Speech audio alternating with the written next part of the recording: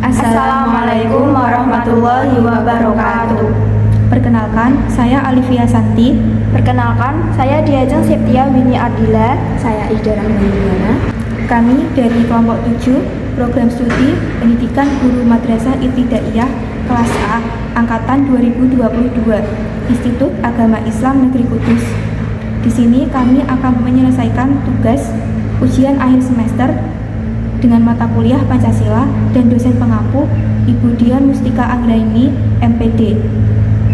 Nah, kelompok 7 kami ini akan mengambil tema tentang penyimpangan sila ketiga dan cara mengatasinya itu bagaimana. Sebelumnya, kalian pasti udah tahu kan Pancasila itu apa?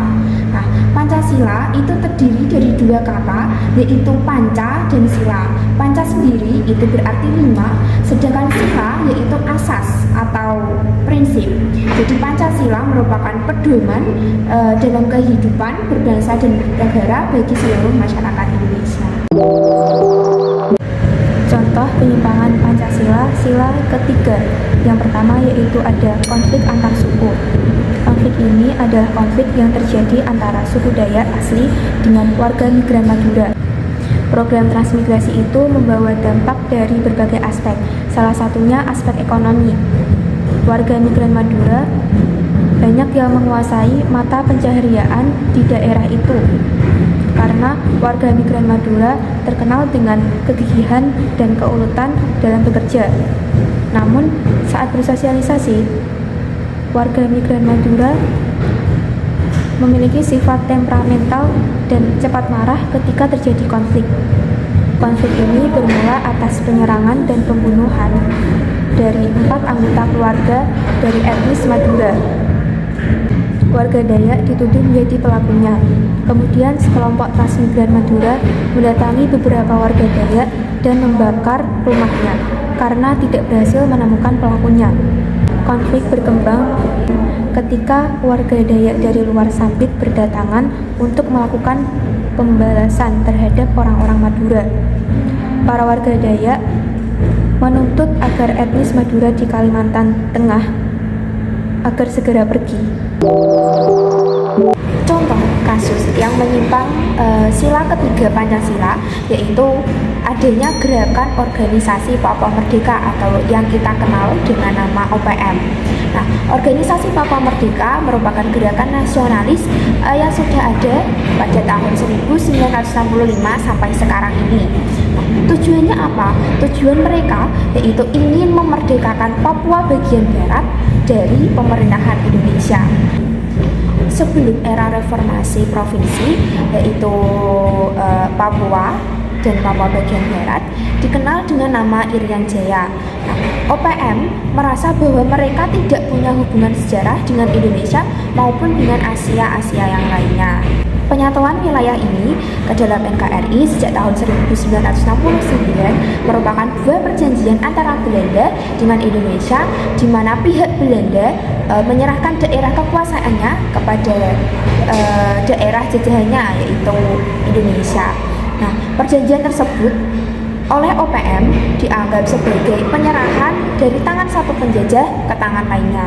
Organisasi seperti inilah yang sangat menyimpang dan melanggar Pancasila sila ketiga, itu ingin memisahkan diri dari bangsa Indonesia. Tadi kan udah dijelasin sama teman-teman saya contoh penyimpangan sila ketiga. Nah, di sini saya akan menjelaskan tentang bagaimana upaya pencegahan penyimpangan sila ketiga. Bunyi sila ketiga sendiri itu persatuan Indonesia dengan melambangkan pohon beringin. Nah, sila ketiga itu sendiri mengandung arti cinta negara kesatuan Republik Indonesia, cinta damai hingga persatuan, dan tidak mementingkan kepentingan diri sendiri. Dengan kata lain, makna sila ketiga yakni mengutamakan persatuan dan kerukunan bagi seluruh rakyat Indonesia yang mempunyai perbedaan agama, suku, bahasa, dan budaya. nilai persatuan orang Indonesia juga. Makna bagi setiap bangsa Indonesia berjiwa nasionalisme, yaitu mencintai bangsa dan negara sendiri atas dasar kesamaan cita-cita dan tujuan bersama. Selanjutnya, upaya cara penanganan penyimpangan sila ketiga itu apa aja sih? Yang pertama itu bangga dan cinta tanah air bangsa Indonesia. Yang kedua, rela berkorban demi kepentingan bangsa. Yang ketiga, mengembangkan sikap menghargai orang lain. Yang keempat, menjalin hubungan dan baik dengan semua unsur bangsa. Yang kelima, memajukan pergaulan demi bangsa. Yang keenam, menjunjung persatuan dan kesatuan negara Indonesia. Yang ketujuh, yang terakhir, mengutamakan kepentingan bangsa di atas pribadi maupun golongan. Terima kasih. Begitulah yang dapat kami sampaikan mengenai penyimpangan sila ketiga dan cara mengatasinya. Semoga video ini dapat bermanfaat untuk kita semua, dan kami mohon maaf apabila ada salah-salah kata. Wassalamualaikum warahmatullahi wabarakatuh.